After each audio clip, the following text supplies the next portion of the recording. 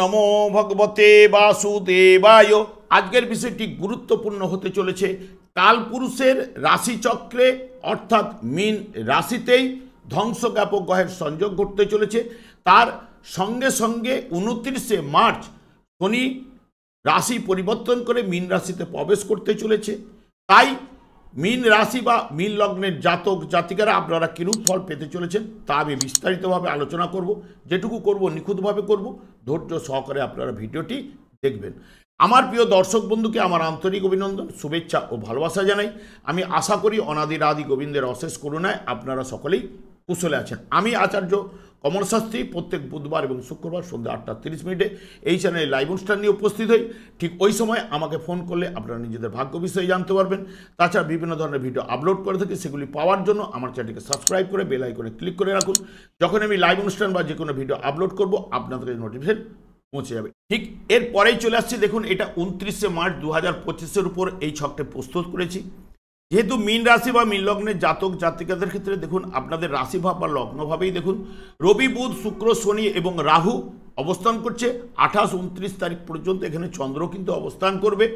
যেহেতু এটি রাশিভাবে এই গ্রহগুলির সংযোগ ঘটছে, রবি একমাত্রই কিন্তু সৃষ্টিকাপক গ্রহ এবং তার সঙ্গে সঙ্গে বুধ, শুক্র, শনি এবং রাহু, শনি রাহু ন্যাচারাল অশুভকারক গ্রহ এবং তার সঙ্গে সঙ্গে বুধ এবং শুক্র এখানে প্রবেশ করে এখানে ধ্বংসজ্ঞাপক গ্রহের সংযোগটা কিন্তু ঘটছে।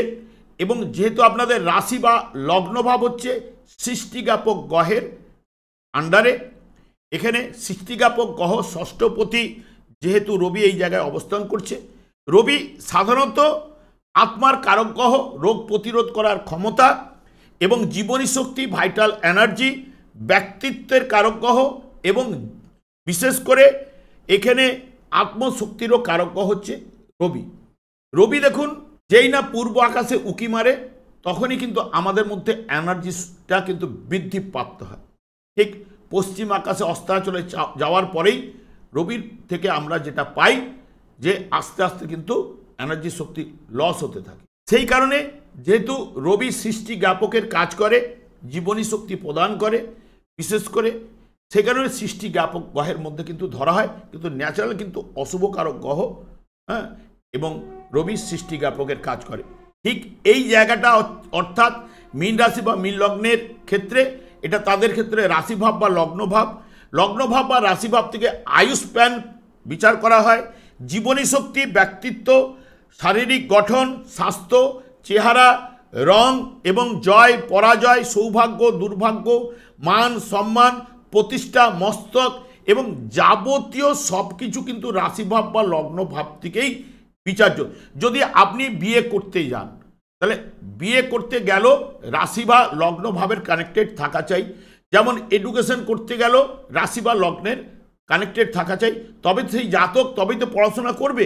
যদি লগ্নভাব যদি সেই মতো যদি স্ট্রং না কানেকশন থাকে তাহলে কি হবে, তার মধ্যে যে এনার্জি বলুন যাবতীয় দিক দিয়ে কিন্তু সে লস বৃদ্ধি ঘটবেই। এখানে বুধ, শুক্র এবং শনি এবং রাহু, শনি রাহু ন্যাচারাল অশুভকারক গ্রহ এবং বুধ দেখুন কেন আমাদের ধ্বংসজ্ঞাপকের কাজ করে, কারণ বুধের মধ্যে দেখুন বুদ্ধি, বাক্য, এই যে আমরা যে কথাবার্তা বলছি, শিক্ষা, জ্ঞান, প্রচণ্ড বুদ্ধিমত্তা, স্মরণশক্তি, অনুকরণ প্রিয়, এগুলো কিন্তু বুধের মাধ্যমে কিন্তু এগুলো কাজ করে। বুধ কিন্তু স্বাধীনভাবে ফলদান করতে পারে না, কিন্তু যখন অন্য কোনো গ্রহের সঙ্গে যুক্ত হয় তখন সেই যুক্ত ফলটা প্রদান করার সম্ভাবনাটা বেশি দিয়ে থাকে। এবং বুধ আমাদের শরীরের মধ্যে কি করে না আমাদের অপ্রয়োজনীয় জিনিসগুলোকে আটকে রাখে। এই যে পায়খানা, পেচ্ছাপ এগুলো যদি হয়ে যায় নর্মালি তাহলে কিন্তু আমাদের শরীর সুস্থ থাকবে, সেই জায়গাটাকে আটকে দেয়। দেখবেন যাদের কোষ্ঠবদ্ধতায় ভুগে তারা কিন্তু দেখবেন বুধটা কিন্তু তাদের ক্ষেত্রে কিন্তু অশুভ কিন্তু রয়েছেই। এবং বিশেষ করে যদি দেখেন এই যে শুক্র কেন ধ্বংসজ্ঞাপকের কাজ করে, স্বামী স্ত্রীর মিলনে দেখুন আয়ুক্ষয় বা দৈহিক ক্ষয় কিন্তু হয়, সেই কারণে শুক্র কিন্তু আমাদের ক্ষেত্রে ধ্বংসজ্ঞাপকের কাজ করে। এই জায়গায় শুক্র রাশি বা লগ্নভাবে গোচরে কিন্তু শুভ ফল প্রদান করে থাকে এবং এই রাশির অধিপতিগণ তৃতীয়ভাবে শুক্রের ঘরে বসে রয়েছে, কারণ দেবগুরু এবং অসুরগুরু যে ক্ষেত্র বিনিময় যোগ সৃষ্টি করেছে তাহলে রাশিভাব কিছুটা হলো পজিটিভ কিন্তু থাকতে বাধ্য, কারণ এখানে শুক্র গোচরে শুভফল প্রদান করে। বৃহস্পতিও কিন্তু এই জায়গাতে তৃতীয়ভাবে থাকলেও হয়তো শুভফল না নিয়ে আসলেও নিষ্ক্রিয় কিছুটা হলেও থাকে, কিন্তু ন্যাচারাল শুভকারক তো কিছুটা হলেও পজিটিভ রেজাল্ট কিন্তু দেবেই। এবং বিশেষ করে শুক্র হচ্ছে এই মুহূর্তকালীন দেখবেন বিপদ আপদ থেকে অতি অবশ্যই আপনাদের রক্ষা করবে। কারণ কি, কারণ এই জায়গায় দেখুন এতগুলো গ্রহের সংযোগ, তারপরে এই রাহুর দ্বারা কিন্তু টোটাল 12টা ভাবকে কিন্তু কন্ট্রোল, এইগুলো কিন্তু কিছু না কিছু অশুভ নির্দেশ করতেই পারে। কারণ যার জন্মছকে, কারণ কোনো গ্রহ কিন্তু খারাপ নয়। যদি জন্ম মুহূর্তকালীন আপনি যে গ্রহ সংযোগে আপনি জন্মগ্রহণ করলেন, সেই বৃহস্পতিও যদি আপনার শুভকারক গ্রহ যদি অশুভ স্থানে অবস্থান করে বা অশুভ নক্ষত্রের মাধ্যমে যদি থাকে, অশুভ গ্রহের সঙ্গে যুক্ত হয়ে যদি থাকে, তাহলে কিন্তু বৃহস্পতিও কিন্তু অশুভ হয়েও যায় জন্ম মুহূর্তকালীন। সেই জন্মকালীন গ্রহটি যদি আপনার অশুভ থাকলে গোচরে যখন পাস করবে, দশা অন্তর্দশা যখনই তা যার চলবে, সেই অনুযায়ী সে অশুভ থাকলে অশুভ ফল পাবে, শুভ থাকলে শুভ ফল পাবে। কোনো গ্রহ কিন্তু খারাপ নয়। এই জায়গায় দেখুন এতগুলো গ্রহের সংযোগ ঘটেছে, একসঙ্গে বসে যদি 5 জন কথা বলা যায়, কে কোন কথাটা বলছে সেটা কিন্তু বোঝা যায় না। দেখুন বুধ শুক্র কি হচ্ছে, শুক্র এই পার্থিব জগতে রূপ রস গন্ধ স্পর্শ এবং পার্থিব জগতের সুখ সমৃদ্ধি এগুলো কিন্তু প্রদান করে থাকে। এবং এই জায়গায় তুঙ্গস্থ, বুধ এখানে নিচস্থ। বুধ হচ্ছে চতুর্থ পতি এবং সপ্তম পতি গ্রহ এই জায়গায় বসে থাকা, এবং তৃতীয় পতি অষ্টম পতি এই জায়গায় বসে থাকা। যতই যাই হোক না কেন, আপনাদের শুক্র যদি শুভ স্থানে যার রয়েছে, দেখবেন আয়ুষ্মান কিন্তু বাড়াবে। তারা কিন্তু অতটা যদি ছোটোখাটো অ্যাক্সিডেন্ট হয়, তাহলে কিন্তু বেশি বড় ধরনের কিছু সমস্যা কিন্তু আনবে না, কারণ শুক্র এখানে তুঙ্গস্থ। তৃতীয় ভাব অষ্টম ভাব যুক্ত হয়ে এই মুহূর্তে এখানে বসে থাকা, গোচরে যদি শুক্র শুভ থাকে এবং জন্মছকে যদি শুভ থাকে, আয়ুষ্মান বৃদ্ধি কিন্তু ঘটাবেই তাদের ক্ষেত্রে। এবং বুধ শুক্রতে এখানে নিজভঙ্গ রাজযোগ সৃষ্টি করছে, কারণ বুধ নিচস্থ শুক্রে জ্যোতিষশাস্ত্রে যেটা বলা হয় মহালক্ষ্মী যোগ। তাহলে এই জায়গাগুলোর উপরে দেখুন ব্যবসা বাণিজ্য জায়গায় উন্নতি আনবে। রাহুও ঠিক এই জায়গায় কিন্তু দ্বিতীয় ভাবের উপরে আপনাদের দৃষ্টি রেখেছে, সেই কারণে আর্থিক উন্নতি, কর্মের জায়গায় উন্নতি এগুলো কিন্তু আনবেই।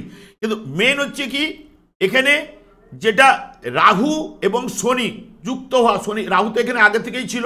রাহুর মধ্যে ভোগ কামনা বাসনা লোভ লালসা এবং চঞ্চলতা অস্থিরতা সব জিনিসের কে এলোমেলো করে দেয়া, এবং রাহু হচ্ছে এই কলির কিন্তু রাজা। তাহলে রাহু সাধারণত কি নিয়ে আসে, এবং শনির মধ্যে কি হচ্ছে, শনির মধ্যে একনিষ্ঠতা এবং বিশেষ করে ধৈর্য, নিয়মনিষ্ঠা, শৃঙ্খলা এবং সব থেকে পরিবর্তন চায় না, ধীর স্থির, এগুলো শনির মধ্যে কিন্তু রয়েছে। এই শনি এবং রাহুর যে যোগে কি করতে পারে, দেখবেন যেটা শনি হচ্ছে নিয়ম নিষ্ঠা করে কাজকর্ম বা নিয়মিত কাজকর্মের জায়গাটাকে রাহু এলোমেলো করে দেবে এবং শৃঙ্খলার অভাব ঘটাবে। তাহলে রুটিন মাফিক কাজের জায়গায় কিন্তু ব্যাঘাত ঘটবে। যদি কোনো স্থিরতা থাকবে না, তাহলে যদি জন্মছকে যদি অশুভ থাকলে, তাহলে কষ্টদায়ক ফলগুলো দেবে কিনা, এবং কর্মহানি বা অবনতি, মিথ্যা অপবাদ অপমানে জড়িয়ে পড়া, প্রবল শারীরিক দিক দিয়ে ট্রাভেল আনা বা নিন্দা ভোজন ইত্যাদি ইত্যাদি কিন্তু এই শনি রাহুতে কিন্তু দেবে। যদি জন্মছকে শুভ থাকলে কি করবে, কর্মের উন্নতি, আর্থিক উন্নতি এগুলো কিন্তু ঘটাবেই। এবং যদি রাহুর দশা অন্তর্দশা চলে, যদি শুভ থাকলে তাকে অর্থের জায়গাটা যেখান থেকে হোক, 2 নম্বরই করে হোক 1 নম্বরই করে হোক, তাকে কিন্তু একটা লাভ জায়গা কিন্তু এনে দেবে।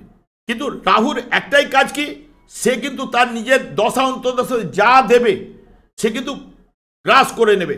রাহু এবং শনি এরা সাধারণত ব্যাংক ব্যালেন্স কিন্তু বাড়ায়, এটা কিন্তু মাথায় রাখবেন।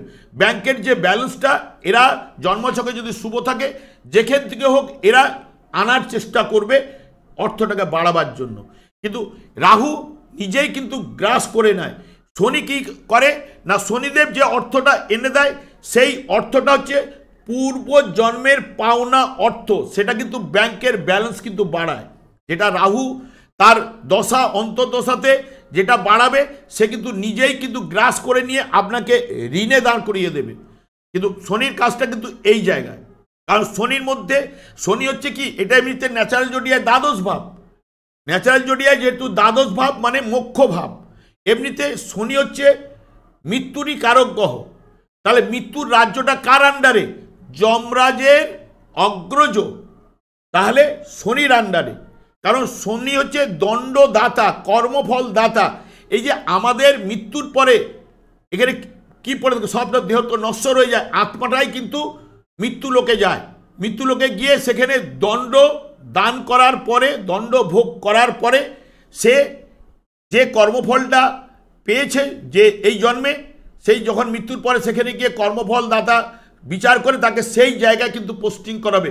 কেউ হয়তো পশু জন্ম পেতে পারে, কেউ হয়তো গাছগাছালি, কেউ হয়তো মানুষ জন্ম পেয়ে আবার কিন্তু এই জায়গায় ফিরে আসে। তাই জন্যই শনির মধ্যে পরিবর্তন নেই, পরিবর্তনশীল নয় শনি।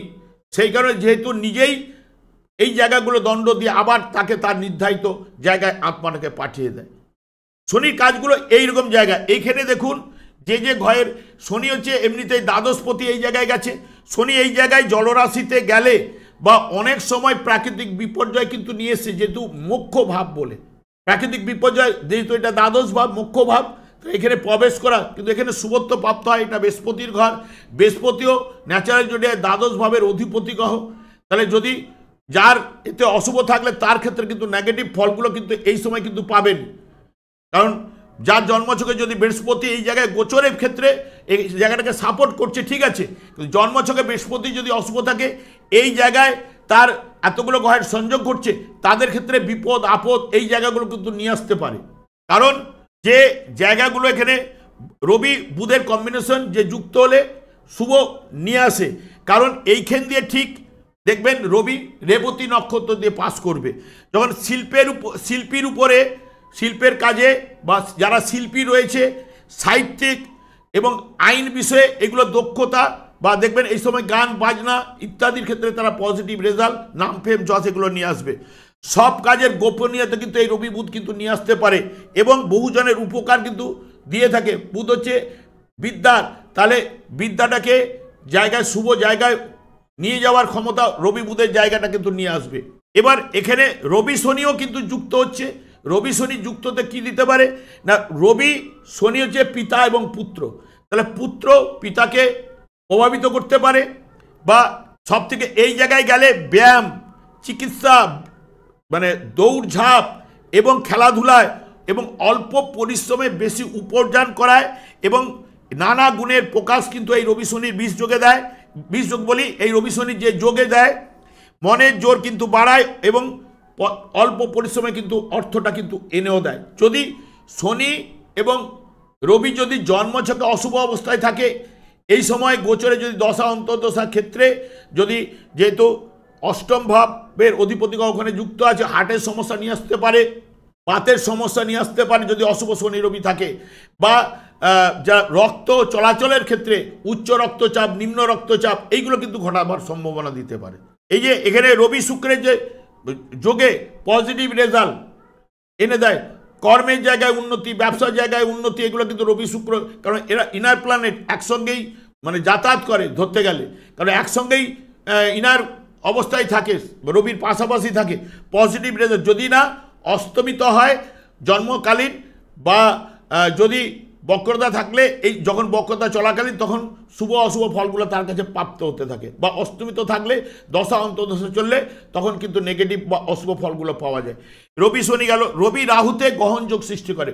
যদি জন্মছকে রবি রাহু যেভাবেই পীড়িত থাকুক না কেন, তাহলে কিন্তু নানান দিক দিয়ে সমস্যার কিন্তু সৃষ্টি ঘটায়। কারণ যেহেতু রাহু ছায়া গ্রহ, ছায়া ফেলে রবির যে ভাইটাল এনার্জি, জীবনী শক্তিটাকে যখন বাধাপ্রাপ্ত করবে তখন কিছু না কিছু সমস্যা শরীরের মধ্যে উঠে আসতে পারে, বা নাম ফেম যশ জায়গাগুলো এই যোগের ক্ষেত্রে তাকে হানি আনতে পারে। নাহলে যদি শুভ যদি থাকে, গ্রহণ হলেও এটা যে গ্রহণ এই জায়গায় যে লাগছে এটা মধ্যম গগনের যেহেতু লাগার কারণে মধ্যম ফল তারা কিন্তু পাবেই। শুভ ফেলে মধ্যম ফল শুভ পাবে, আর অশুভ থাকলে অশুভ ফল তারা কিন্তু মধ্যমই পাবে, কারণ মধ্যম গগনে দুটোই কিন্তু গ্রহণ লাগছে। এবং যেহেতু এই যোগের সৃষ্টিতে, যেহেতু এটা আপনাদের রাশি বা লগ্নভাবে হওয়া, এটা কিন্তু অনেক ক্ষেত্রে যদি অশুভ থাকলে তারা কিন্তু অশুভ ফল অতি অবশ্যই পাবেন, যারা শুভ থাকলে অতি অবশ্যই শুভ ফল পাবেন। এবং সব থেকে বিশেষ করে পঞ্চম ভাবে আপনাদের মঙ্গল কিন্তু ঠিক চতুর্থ ভাব থেকে পঞ্চম ভাবে প্রবেশ করবে 3 এপ্রিল। 3 এপ্রিল যখন ওই পঞ্চম ভাবে প্রবেশ করবে তখনই কিন্তু এখানে নিচস্থ হয় মঙ্গল, এবং রাহু, শনি, শুক্র, রবি, বুধ এরা মিলে কিন্তু যেহেতু রাহুর দৃষ্টি এই জায়গায় পড়ছে অতগুলো গ্রহের সঙ্গে যুক্ত থাকার কারণে সব গ্রহগুলো যুক্ত হয়ে পঞ্চম ভাবের সঙ্গে কানেক্টেড হচ্ছে। তাহলে সন্তানদের ক্ষেত্রে বা প্রেম প্রীতি বা বৈধ প্রেম অবৈধ প্রেমে এইগুলোর বিষয়ে সতর্কতা অবলম্বন। যারা গর্ভবতী মায়েরা রয়েছে তারা ডাক্তারের পরামর্শ ঠিক নিয়ে থাকা, এবং বাড়িতে যেটুকু কাজকর্ম করেন যতটা সতর্কতা অবলম্বন করে কাজকর্মগুলো করবেন। যদি দরকার না পড়ে কাজ করার কোনো দরকার নেই। এই কটা দিন আপনারা কাটিয়ে দিন 20 মে পর্যন্ত, দেখবেন অনেকটা জায়গায় আপনারা পজিটিভ রেজাল্ট কিন্তু আসবেই। কিন্তু এই যোগের ক্ষেত্রে দেখুন বড় বিপদ থেকে শুক্র এখানে রাশিভাবে প্রবেশ করে শুভফল প্রদান করে, যেহেতু তৃতীয় এবং অষ্টম ভাবের অধিপতি গ্রহ এই জায়গায় রয়েছে, হয়তো বড় ধরনের বিপদ থেকে বাঁচাবেই শুক্র, যাদের জন্মছকে শুক্র রয়েছে। এটা আমি 100-এ 202% বলতে পারি। কিন্তু অন্যান্য ক্ষেত্রেও আদার গ্রহগুলো কিন্তু আপনাকে অশুভ ফল প্রদান করতে পারে। সে বিষয়ে যতটা পারবেন এই টাইমটা 20 মে পর্যন্ত একটু সমঝোতা হয়ে চললে বা সতর্ক হয়ে চললে আপনারা কিন্তু অনেক জায়গা থেকে কভারেজ কিন্তু পাবেন। কারণ দ্বিতীয় ভাবের অধিপতি গ্রহ সেও পঞ্চম ভাবে যাচ্ছে, দ্বিতীয় ভাবে রাহুর দৃষ্টি রয়েছে।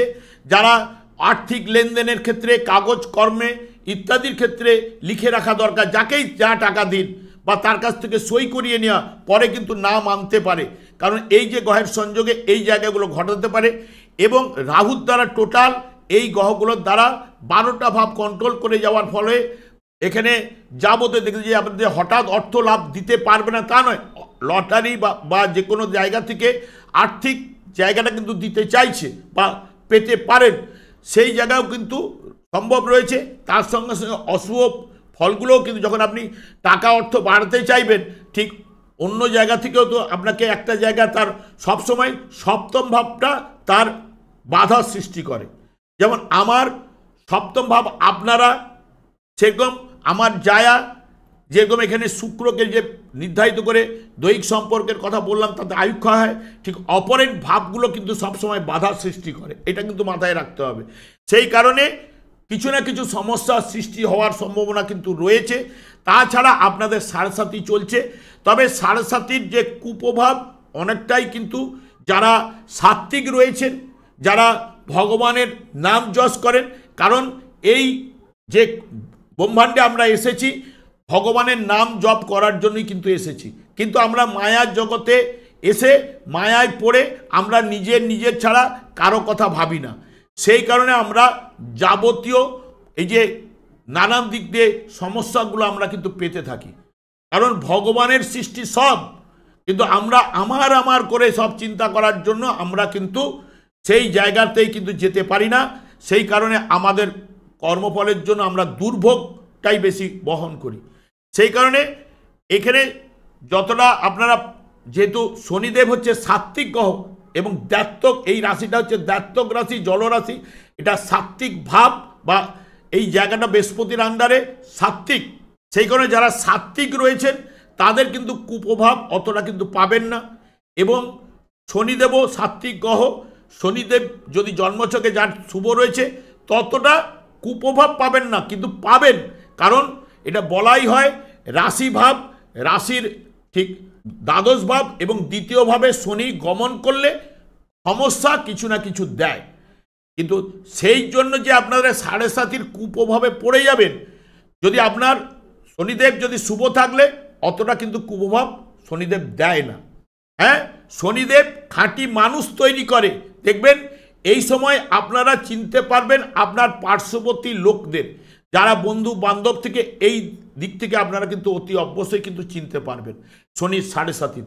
কারণ যখন আপনি অসুবিধায় পড়বেন, যাকে আপনি টাকা ধার দিয়েছেন এখন তার কাছে টাকা চাইতে গেলে আপনাকে ছোঁয়াবে না, আপনাকে দেখে আপনার অন্য দিক দিয়ে পালিয়ে যাবে। এটা মাথায় রাখবেন, এই জায়গাগুলো নিয়ে আসবে। কারণ শনিদেবের যেই ঢাইয়া বলুন সাড়ে বলুন, এটা কেন শনিদেব বা ভাগ্য বিধাতা কেন এটা দিয়ে গেছে, কারণ তাকে সাত্ত্বিক করে তোলা, সেই জন্যই কিন্তু দিয়ে গেছে, যখন আপনার বিপদ চলে তখন ভগবানের নাম করেন, আর যখন বিপদ কেটে গেলে তখন কিন্তু ভগবানের নাম সবাই কিন্তু ভুলে যায়।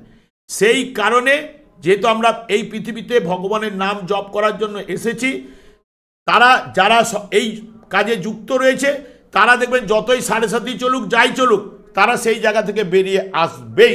তবে আপনারা এই মুহূর্ত থেকে যদি মনে করেন 4 যুগে 4টি যুগধর্ম রয়েছে, এই যুগে যুগধর্ম হরে কৃষ্ণ মহামন্ত্র জপ করুন।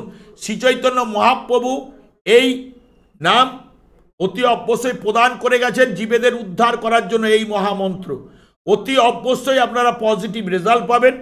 এবং সবথেকে বিশেষ করে আপনার বাড়ির ঠিক উত্তর পূর্ব কোণে একটি তুলসী গাছ লাগান। তুলসী গাছ টবে লাগাবেন, প্রত্যেক দিন জল দেবেন, প্রত্যেক বৃহস্পতিবার একটু কাঁচা দুধ দিন, প্রণাম করুন, ধূপ জেলে নিজের মনস্কামনা জানান, দেখবেন অনেক বিপদ আপদ থেকে আপনারা অতি অবশ্যই রক্ষা পাবেন। আর যখনই আপনারা সময় পাবেন এই যুগে যুগধর্ম হরে কৃষ্ণ মহামন্ত্র জপ করুন। আপনাদের সংসারে সুখ শান্তি আনন্দের বাতাবরণ অতি অবশ্যই কিন্তু প্রবাহিত হবে। এবং আমি আর দীর্ঘায়িত করছি না, আমি আচার্য কমল শাস্ত্রী প্রত্যেক বুধবার এবং শুক্রবার সন্ধ্যা 8:30 এই চ্যানেল লাইভ অনুষ্ঠান নিয়ে উপস্থিত হই। ঠিক ওই সময় আমাকে ফোন করলে আপনারা নিজেদের ভাগ্য বিষয়ে জানতে পারবেন। তাছাড়া বিভিন্ন ধরনের ভিডিও আপলোড করে থাকি, সেগুলি পাওয়ার জন্য আমার চ্যানেলকে সাবস্ক্রাইব করে বেল আইকনে ক্লিক করে রাখুন। যখন আমি লাইভ অনুষ্ঠান বা যে কোনো ভিডিও আপলোড করব আপনাদেরকে নোটিফিকেশন পৌঁছে যাবে। আমি অনাদির আদি গোবিন্দের কাছে প্রার্থনা করি আপনারা ভালো থাকুন, সুস্থ থাকুন, আনন্দে থাকুন। আজ এই পর্যন্ত, পরের ভিডিওতে দেখা হচ্ছে। নমস্কার।